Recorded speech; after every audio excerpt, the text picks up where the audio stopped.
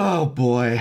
You know, we grade a lot of things here at Tolarian Community College, but just look at some of the stuff that comes across my desk. Tobias Andrian, 3 generic, a white and a blue, so 5 mana for a 4/4. Abilities? None. Oh my. Veldrain of Sengir. 5 generic and a double black, so 7 mana for a 5/5. Oh good, but I can spend 1, a black, and another black to give Veldrain -3, -0, and Forest Walk. Wow, so 10 mana to swing in for 2 damage? That is something all right.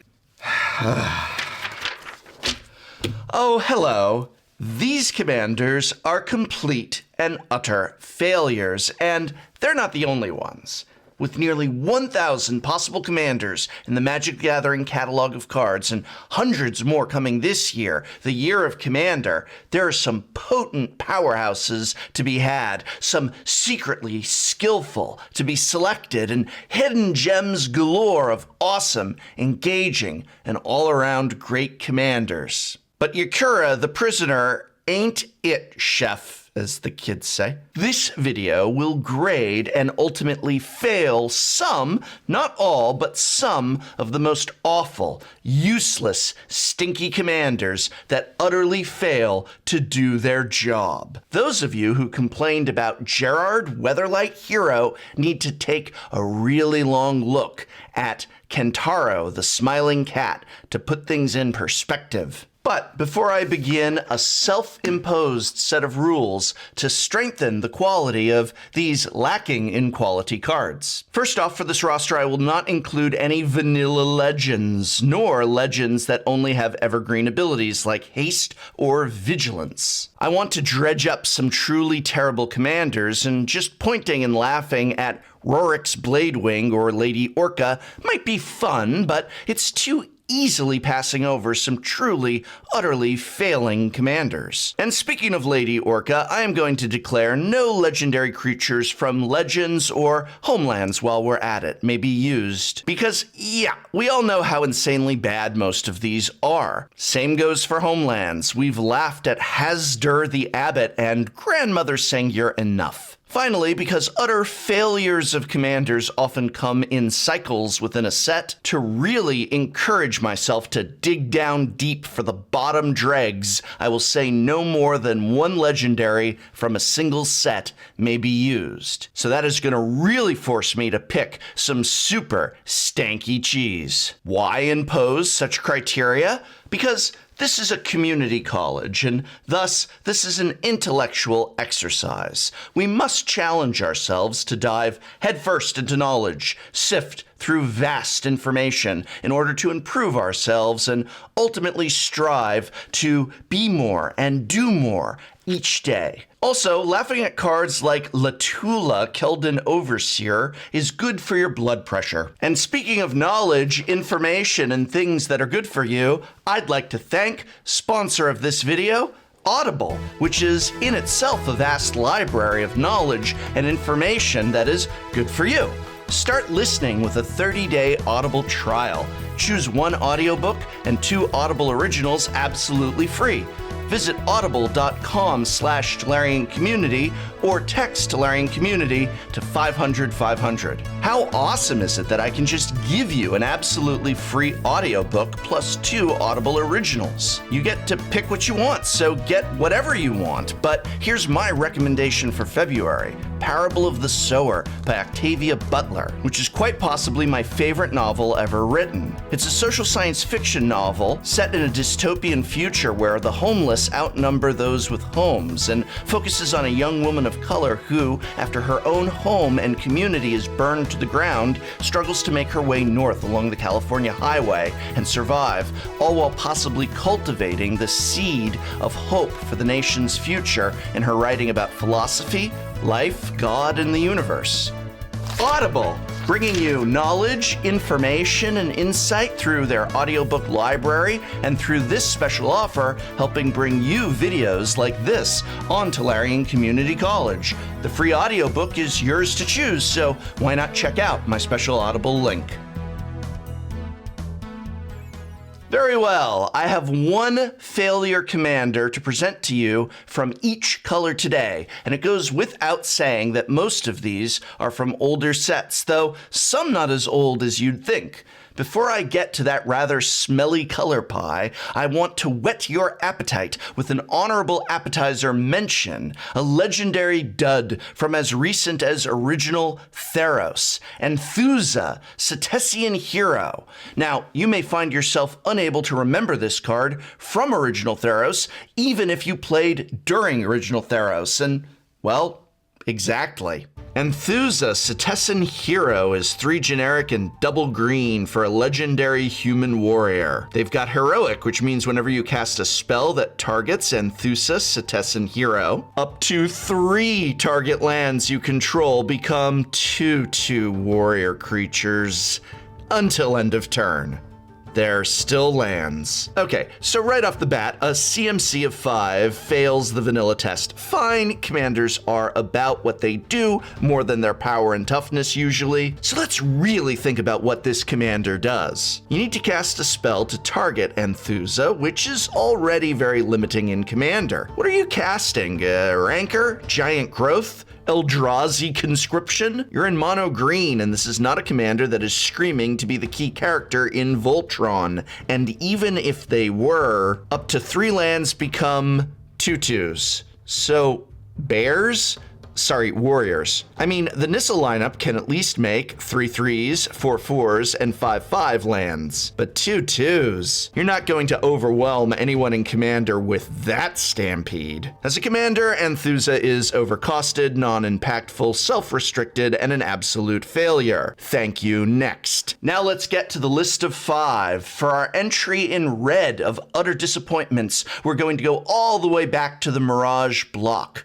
Released in 1996, which coincidentally is the year I graduated high school and sold my original Magic the Gathering collection, Mirage was many things, but a source of quality commanders was not one of them. Amongst the lot of legendaries, one leftover is particularly pitiful, and that card is Tutor, otherwise known as... who? Tutor is 4 generic and a red for a legendary human knight with flanking. That's right, flanking. Whenever a creature without flanking blocks this creature, the blocking creature gets -1/-1 until end of turn. But here we go. Whenever Tutor attacks, all attacking creatures with flanking get +1/+1 until end of turn. Buckle up, everyone. We're building flanking tribal. That's right, mono red flanking tribal. How many red cards besides our estimable general even have flanking, you may be asking? 5. That's right, there's only 5 red cards with flanking to go in this mono red flanking tribal deck. So you can stun your opponents with the amazing Ascari, a 2/2 for 3 with flanking, who you can spend 2 to make colorless. Tremble before it attracts a player, and watch out for when the Bogarden Lancer resolves second main phase, because this 1/1 for 2 has Bloodthirst. 1. Guests and triplets will just have to grin and bear it. This card makes me want to reconsider my life choices. Fail. Our next commander is just awful, made more so that it comes from a set that focused on trying to make cool legendary creatures, Champions of Kamigawa. Sadly, this spirit has no spirit of commander in it, and our next commander is just awful, made all the more so that it comes from a set that focused on trying to have cool legendary creatures, Champions of Kamigawa. Sadly, this spirit has no spirit of commander in it and is nobody's champion. Coming in at a converted mana cost of 9. No, I can't. It's just unspeakably bad, and that is the unspeakable. The Unspeakable is an unspeakably high 6 generic and triple blue for a legendary spirit with flying and trample. Whenever the Unspeakable deals combat damage to a player, you may return target arcane card from your graveyard to your hand. It's a 6/7. At least there's more than a few arcane cards in blue, unlike red creatures with flanking, but give me a break. So I'm in mono blue and going to have to make it all the way to 9 mana. Yeah, sure, that's doable. And then, and only then, I can bring in my commander, a sluggish 6/7 that has neither haste nor hexproof nor any enter the battlefield effect. My goal is to connect with another player, and if I do, I get to return count them one arcane spell from my graveyard to hand. I don't even get to cast it for free. This card is Disappoint. Bad at literally everything, and when I look at it, my hope for humanity falters. An absolute failure. In Commander, you need a hero, and they have to be value, they have to have synergy, and they have to be costed to fight. Well, Zhang Lao, hero of Heifei, is absolutely none of those things. Zhang Lao, hero of Heifei, is 4 generic and double black for a legendary human soldier. A 3/3 where whenever Zhang Lao deals combat damage to an opponent, that opponent, wait for it, discards a card. All right, so let me see if I can wrap my head around this. I'm spending 6 mana for a mono black commander that's a 3/3. Okay, that's quite a cost, but what do I get for that cost? Well, I don't get anything unless I deal damage to a player. Does this guy have flying? No. Hexproof? No. Land walk? No. Death touch? No. Does it have any evasion whatsoever? Horsemanship? Not even a horse, of course. All right, so somehow I get this 3/3 6 CMC commander to hit an opponent, and they discard a card. I don't even get to see their hand, and they pick the card. At least Thoughtseize, I'll pay 2 life. Come on, something? No? Nothing? This is no hero. He's a malfeasant, an utter scoundrel that has failed on every level. We're down to the final 2, and I have got a green and a white commander card for you. Can you guess which of those 2 colors is last? I can't hear you, but I know you guessed right, because next up at number 2 is our green slice of the sadness pie from Betrayers of Kamigawa, Lasau, Enlightened Bushi. Lasau, Enlightened Bushi is 2 generic and a green. A legendary creature, human samurai. A 2/1, can't be countered, and has Bushido 2, meaning whenever this creature blocks or becomes blocked, it gets +2/+2 until end of turn. Ha! Eat it, flanking. Spend 2 generic and regenerate target samurai. Man, samurai are so cool. Commander is just the perfect format for us to build flavorful and fun samurai decks around a Samurai Matters commander. But unfortunately, Lasau, Enlightened Bushi, is none of those things. Instead, it's a mono green samurai commander. How many green samurai are there? Go on, guess. 0. There are exactly 0 green samurai other than Lasau. This is the biggest failure of a commander since Phage the Untouchable. And don't tell me I have changelings. I don't have changelings. There are exactly 4 green changelings, and all of them are a disappointment to their parents. This commander isn't even trying. Fail.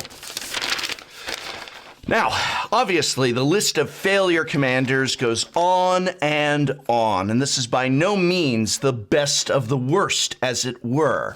It is one example of failure, an example we may laugh at, but hopefully one we can learn from. Not from Legends, not from Homelands, not from Mirage, Portal 3 Kingdoms, or Theros, but from Future Sight.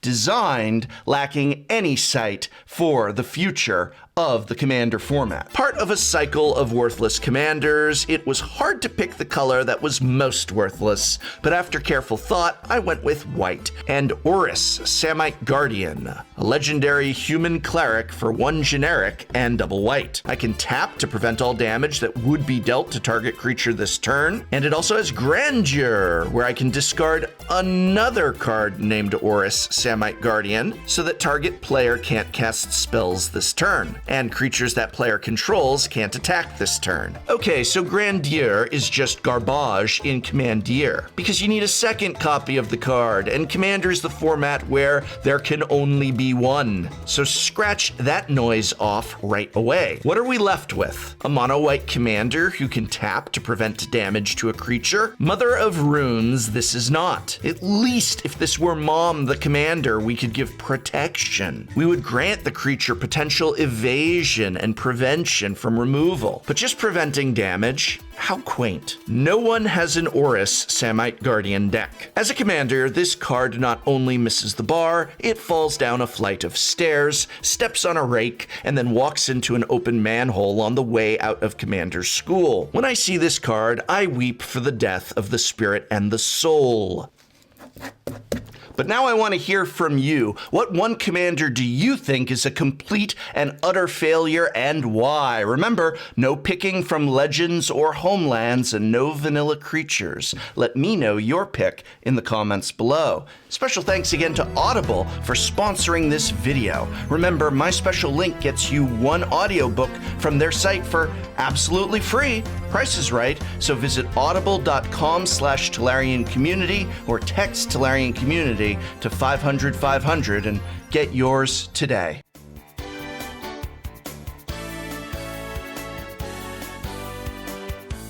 Targeting our Archaeomancer with Ghostly Flicker, we can return our Flicker back to our hand after it resolves. Flicker, however, requires us to hit 2 targets, and that's where this gets extra evil. By choosing Chittering Rats as our second Flicker target, we can repeatedly make our opponent put cards from their hand on top of their deck, both depriving them of cards to play with as well as future draw steps.